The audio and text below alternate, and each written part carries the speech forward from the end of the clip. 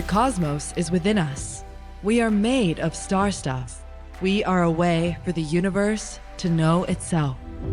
Carl Sagan. Welcome to the Lessons from Nature podcast, modeling the secrets of the bees. Hosted by Mark Rubin. If you hear my voice, you're alive. And if you're alive, you must be adaptable to many variables, including seasonal variations in temperature and light. Biological adaptability is the key to survival. You survive the cold, dark winter, and you survive the excess energy in the spring, and you survive the dry, hot summer, and you survive the shadows of the fall. Congratulations on being adaptable to seasonality. Today on the Lessons from Nature podcast, we'll be discussing Secret 7 from Honey is Money. It's called Honey Comes and Honey Goes. It's about phenology, or the study of seasonal cycles. I'd like to introduce my co-host, Hannah Mather. Hannah is a biologist with a deep connection to all living things. She's a bee influencer on Instagram at Hannah's Honeycomb. She takes amazing pictures of plants and insects and birds and other animals, and provides insightful comments along with cool music. Hannah will co-host 4 episodes with me, where we will discuss the biological secrets of the bees through the lens of the human business of making money and bee business of making honey.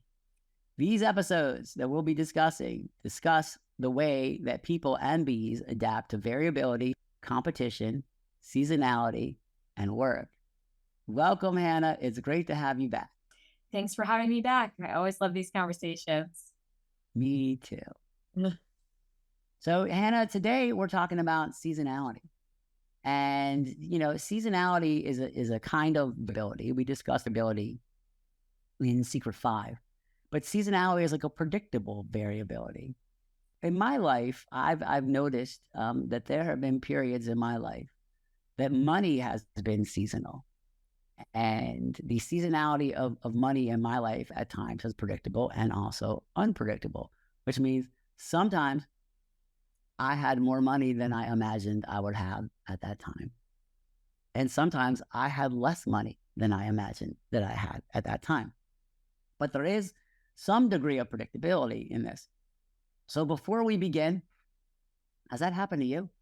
Yes, definitely. Of course, there's always, seasons of surplus and then seasons where everything will kind of hit you with house repairs or things like that. So you never know, but comes and goes.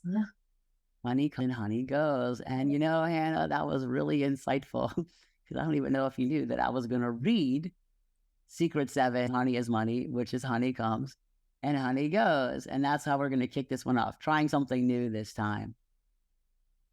And here it goes.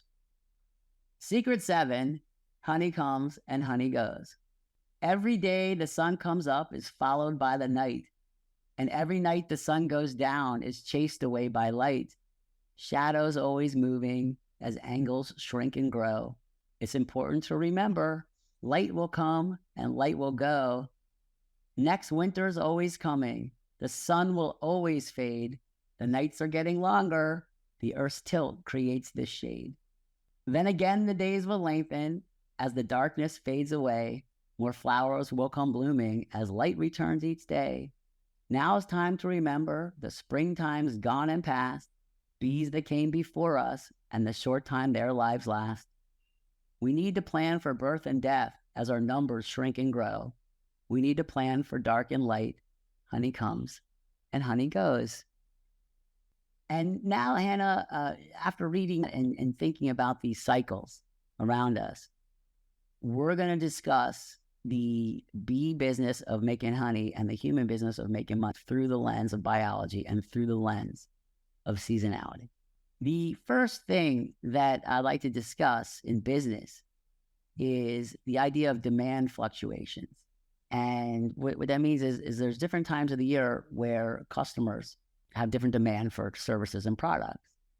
And we talked a little bit about this when we talked about the idea that there are different businesses that are seasonal, like a pool, maintenance business, or a landscaping business, or a snow removal business. And basically, when you have a business that's seasonal and there are demand fluctuations, it's important to be able to have adaptability to this variation in demand. And are there different times of the year where there's a higher demand to move pollen around? Yes, there is. So especially at the beginning of the year, beginning of the bee season. So in spring, when pollen is really important for baby bees to be raised. So as they need to bring in their population and raise that up with more baby bees to build them up, the pollen is really important. And then later on, like throughout the winter, the nectar stored as honey is what's more important because it's then the energy for the adult bees to make it through the winter. So there is definitely variability in what resources they have to prioritize at any particular time. And that's fairly predictable because spring, next spring is always coming, next winter is always coming. And it's really interesting to be a beekeeper and to look inside the hives and to see the increase of pollen and decrease of pollen as they convert it into baby bees, and the increase of sugar in the hive and then the decrease as they burn through it in the winter. And so it's a fascinating cycle to be connected to nature this way by watching the bees do the bee work. The next topic is about peak and off-peak periods. The idea here is not only is it seasonal, but there are peaks within the season. Some examples of this in the business that I'm in now, the junk removal business, is that the junk removal business is tied to the moving market, which means when people move, they often want to purge the junk. They don't want to move with the junk because they reach a point in their psychological real that we are what we hold on to. So they want to let go of the stuff that's not serving them, and the time to do it is when they're moving, because also they have to pay to move it. So why pay to move something you haven't looked at in 20 years? So anyway, that's the time that the junk business is busy. But there's also within that other seasonality curves, which is that most people move at the last weekend of the month. And also in businesses, they typically move the last week of the month, and so they can get ready in the new office that they're moving to.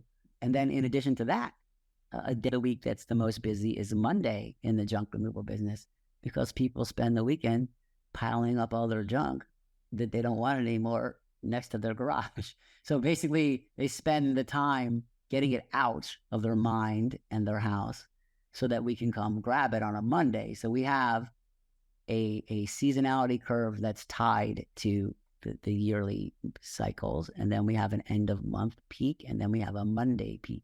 And the busiest day, for some reason, is June 30th. So I don't know what happens June 30th, but something magical happens. So basically, in the bee world, I noticed that there's different cycles of activity, not just throughout the year, which is true, but also throughout the day. Can you talk a little bit about how there's peak periods of bee activity at different times of the year, month, day, whatever? Not only is it seasonal, but they do respond a lot to sunlight and warmth and the temperature. And so they're most active from sunrise to sunset. And you can see the most congestion kind of in the mornings and the afternoons when the most bees are starting to go out and come back in. And that's when the foragers are out, because it needs to be a certain temperature for them to be able to fly and survive, because they are cold blood. They're not mammals. They're not warm blooded. So they need to have it a decently warm enough that they can move their bodies. And so most of the foragers will go out during the day while the other bees will take care of the hive inside. So beekeepers will choose to go into the hive during midday when a lot of the foragers are out of the hive, because then that's less bees to work with and worry about inside the hive. And as well as a lot of those foragers are the older bees that are also more likely to sting you. So if you go into a hive at night, you're a lot more likely to really aggravate them, because there will be so many more ready to defend their nest. Well, what's interesting about what you just said, the seasonality of the beekeepers is inverted to the daily seasonality of the bees, meaning because of these psychological and also pain-inducing factors. The beekeepers are reacting to the seasonality of the bees by becoming active when more bees active outside the hive than inside. And Yes. it's interesting how we're connected. See, we're connected to nature this way because we are, as beekeepers or any living thing, reacting to danger, threats, opportunities, risks, whatever, and trying to maximize the honey flow with the minimum amount of pain. Because, Hannah, we're here for the honey, right? So, because honey's money. Anyway, now we're going to talk about the idea of marketing and promotional campaigns. And, with seasonality, marketing is a way to trigger transactions and put impressions into the world that create changes in behavior. And in business, one way to do this, especially now, is with pay-per-click online transactions, which is running ads on various social media platforms, such as, for example, Instagram and Twitter or whatever, Facebook maybe, I don't know, and creating pretty pictures and pretty words, and then putting those words in people's minds and trying to like create a situation where they would click on something. And that's the game of transactional marketing. And so when it comes to flowers, we already discussed that flowers do marketing, and the flowers do marketing to attract workers, and then they attract the workers to move their genetic information around the planet, and in exchange they pay the workers in sugar. And so the question is, and I know you take a lot of beautiful pictures of flowers, are there any specific marketing tactics that like different flowers have at different times of the season to try to attract the most number of workers to move their information around? So there are some flowers that, such as borage, that will refill their nectar really fast, within minutes. Some of them do. So there are ones that bees will frequent often because they refill so fast. And then there's other flowers that are actually composed of multiple flowers, such as sunflowers. Each of those teeny little specks that you see inside of a sunflower are technically individual flowers.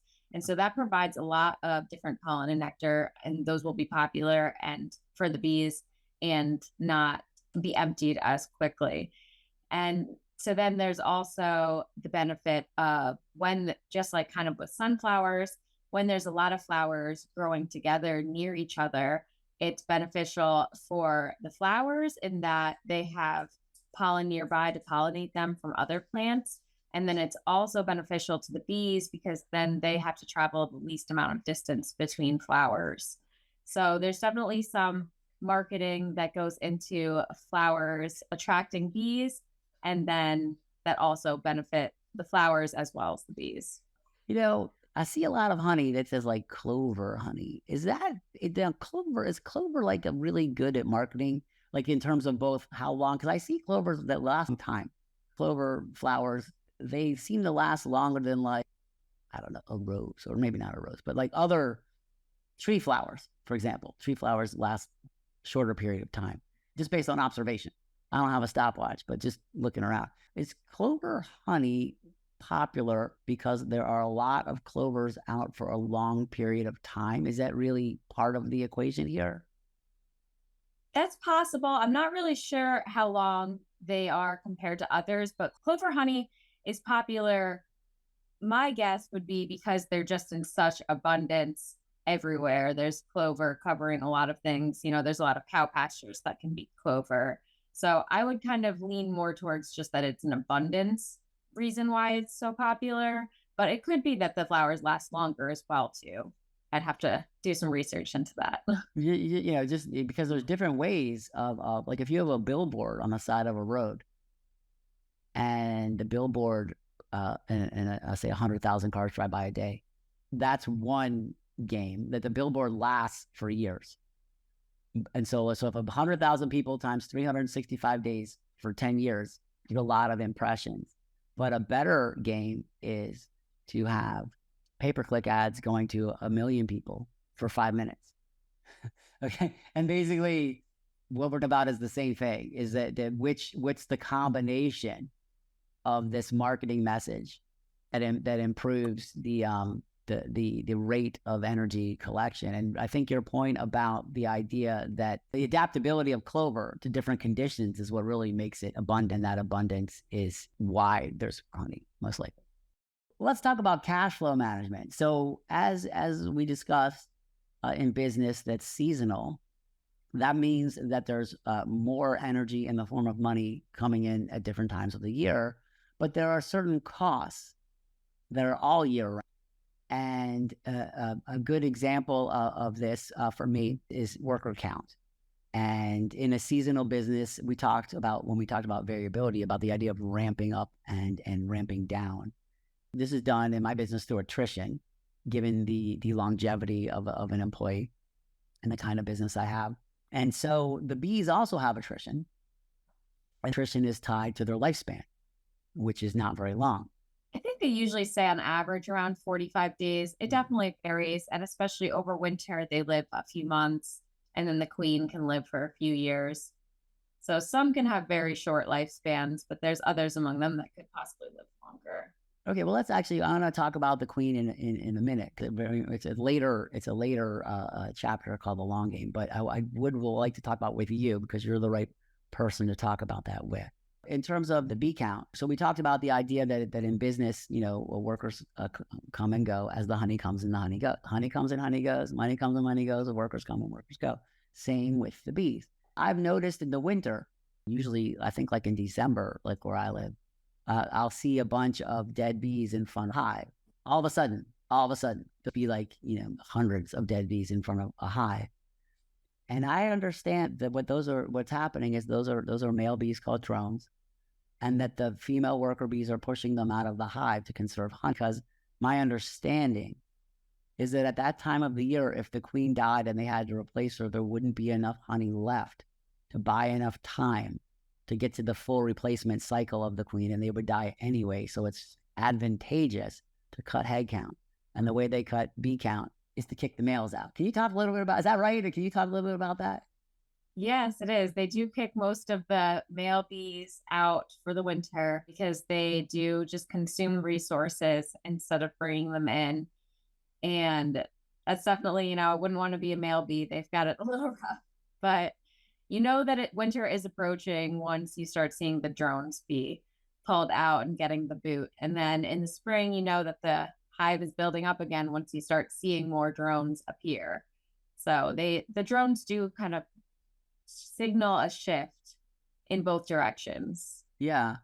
And my understanding of the drones is that their only job is to reproduce with the virgin queen. Is that right? Yes, that is their main job. There is some research going on now that they might have some use in the temperature control of the hive. It's interesting about bees. You said before, bees are not warm-blooded, but they do create heat because they're doing work. And it's interesting to me and that's why they need a certain temperature to leave the hive and forage, is because they need a certain temperature for their chemistry in their body to operate, because they can't regulate it, but they can inside the hive regulate temperature. I don't know, there's a good metaphor there for like philosophy somehow, like what can you control and what can you not control, and like, I don't know, I'm going to explore that later on a philosophical thing. But I do want to diverge a little bit on this one, because I have you here. And let's talk about the long game. The idea is about human planning time horizons.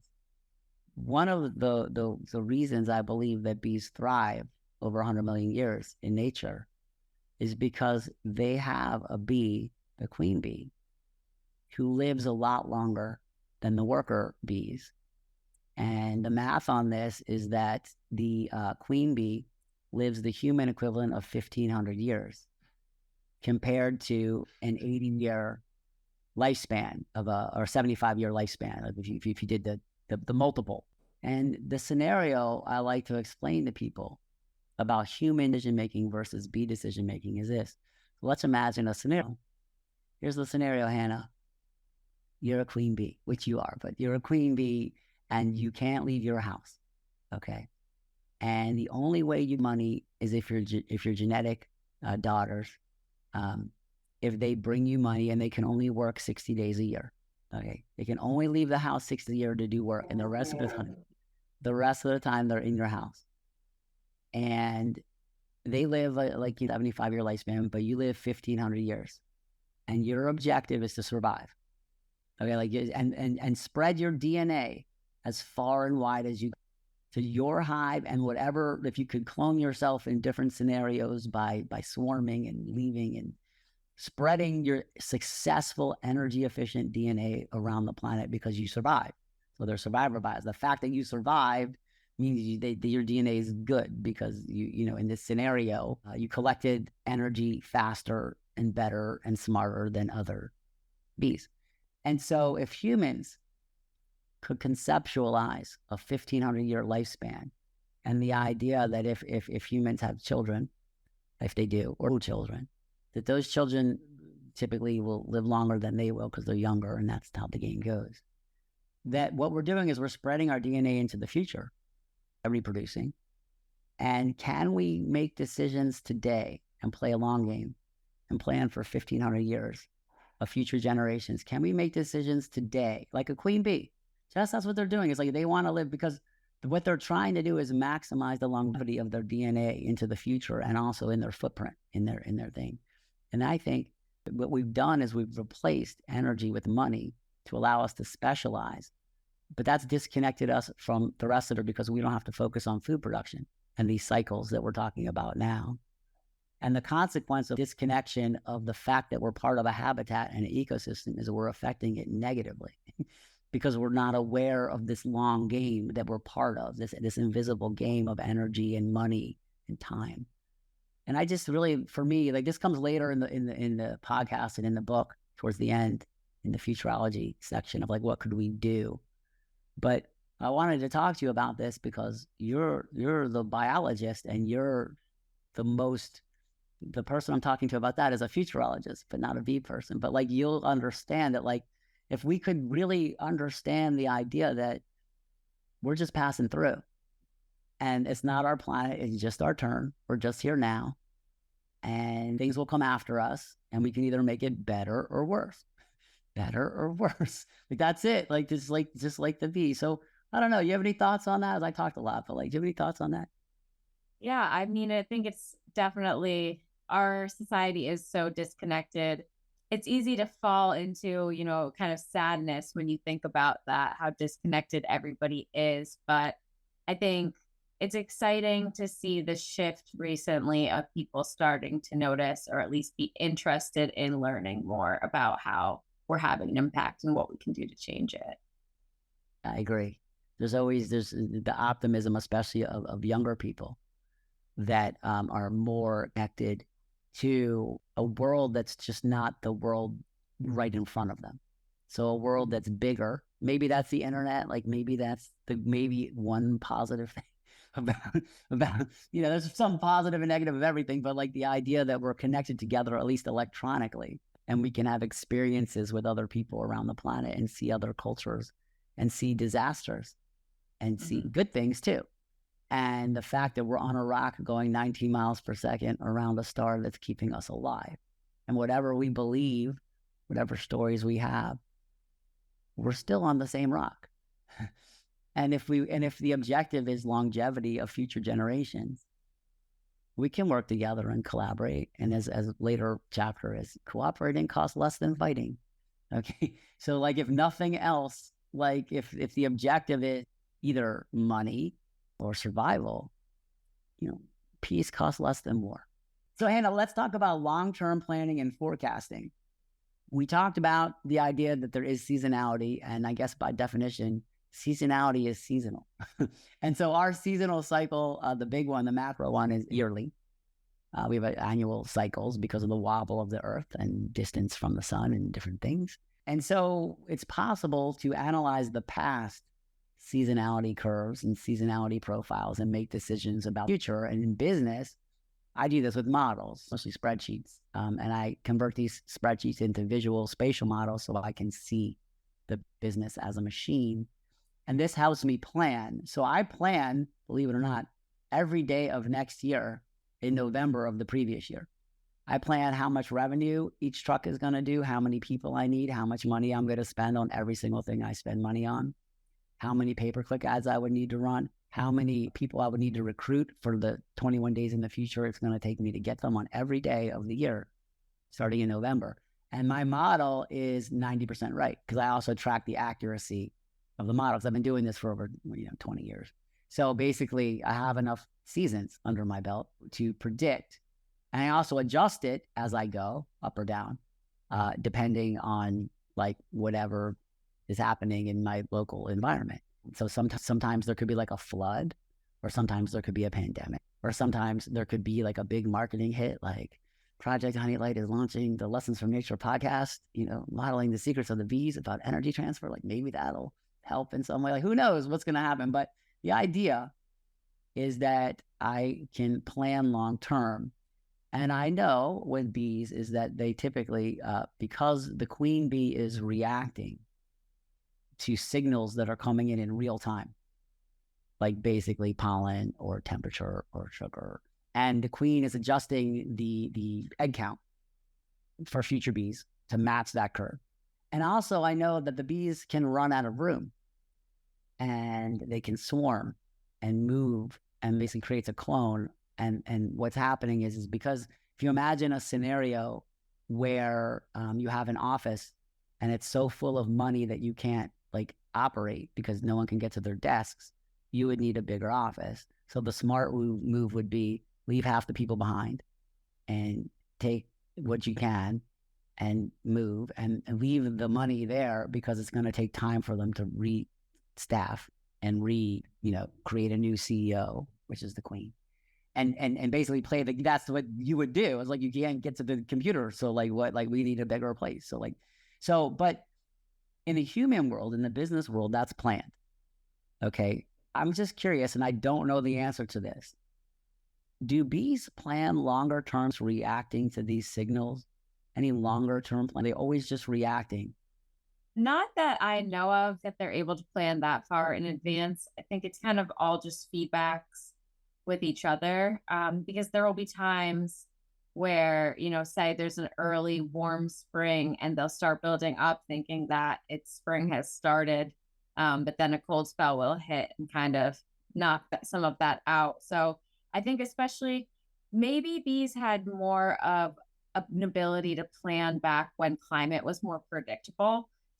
But right now they're still kind of relying on cues from their outside surroundings. And those do get messed up at times, which is why it's really important to protect them and why it's important for beekeepers to know what they're looking for and in order to best support them. Because I think that is one place where humans kind of have more foresight into the world that we've created than the bees do. So the symbiotic relationship between the beekeepers who are keeping the bees alive to keep humans alive and also create money creates a stability in the world where at least if the bees can't plan long-term, the humans can. Right? Yeah. So that's good. And we could do that for every living thing. Like basically it doesn't just have to be bees, okay, because bees are converted into money, but like could be other things, because no matter what it is, we're all connected together. Mm-hmm. And thanks for explaining that one the way you did. Appreciate it. Okay, are there any other things about a business of making honey in terms of seasonality that you think would be interesting to discuss? This kind of goes along with seasonality with the bees. If you don't leave enough honey for the bees over winter and they consume all of that, then by early spring, you'll be having to supplemental feed them sugar syrup and pollen substitutes and things like that. So it's one of those things where you might try to get ahead by taking more honey than is excess, but you'll pay for that again in the spring. So I think that kind of goes along with business in a way too. No, it does. And the example is in the business I have, 80% of the profit comes in 3 months of the year. Same as the bees, the same, we're playing the same game. And I, as the owner of a business, gets to decide how much to extract from the money bank. I could leave it in the money bank and let it be used as energy for the business, or I could take some out, or I could take all of it out. But just like the bees into the winter, there have been times where in the winter it's cash flow negative, which means it costs more to operate it in the winter than it brings in. And if it snowed for 3 months, it would be true every day, okay? Because there's no energy coming in. So we try to balance all these things so that at least it breaks in, as it's going. But we've gotten better now that we understand, okay, like over these years, we can plan better by not ordering too many trucks or having too many people, like just, the same sort of parameters of business. And similarly, if I drain the money out in the fall or winter, when the spring rolls around and I have to ramp up trucks and ramp up people, I can't, because I need energy. It takes energy to move energy, and it takes energy to buy trucks. If I have no money, I can't buy trucks. If I have no money, I can't do marketing. And my competitors have trucks and money for marketing. And if I miss the cycle, just like getting it wrong, okay, with it's the same. It's just getting it wrong with it's a warm February and they make a ton of bees. Great. And March is freezing. Okay. And now the flowers are delayed by a month. So now you have so many bees, but now you have 1 month delay in energy. You have to feed them or they'll die. And it's the same in business and you can even be wrong the other direction, is overmarket, which I've done with PR hits, like big stories, like Project Honey. Okay. But basically when I first started the business, is the other side of the equation. I launched a PR campaign where I was in the Washington Post on a story called The Junk Man Cometh. And on that day I got in the Washington Post, I got 83 jobs booked in one day. And the most number of jobs I ever had booked in one day was 6 before that. And the number of trucks I would have needed to do 83 jobs in one day was maybe 10 back then. And I had 4. And so I couldn't keep up with the demand. And so you can be out of sync either way. You can be out of sync. You can have too much honey and not enough honey and not enough workers and too many workers. And it's a balance of energy. And that's the game of making honey. And that's the game of making money. Thanks a lot, Hannah. This was really fun today. I want to say that all of us, all living things, are reacting to variables. And the fact that you're alive means that you're good at reacting to seasonality of money. So congratulations on your ability to adapt to changing conditions and planning for periods of abundance and scarcity. If you enjoyed this discussion about seasonality, please subscribe to this podcast, Lessons from Nature, Modeling the Secrets of the Bees. See you on the next episode where Hannah and I will be discussing work. All living things do work to gather energy.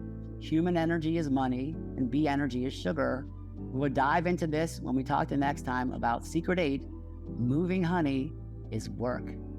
Visit projecthoneylight.life for more information about living in harmony with the rest of nature. See you next time.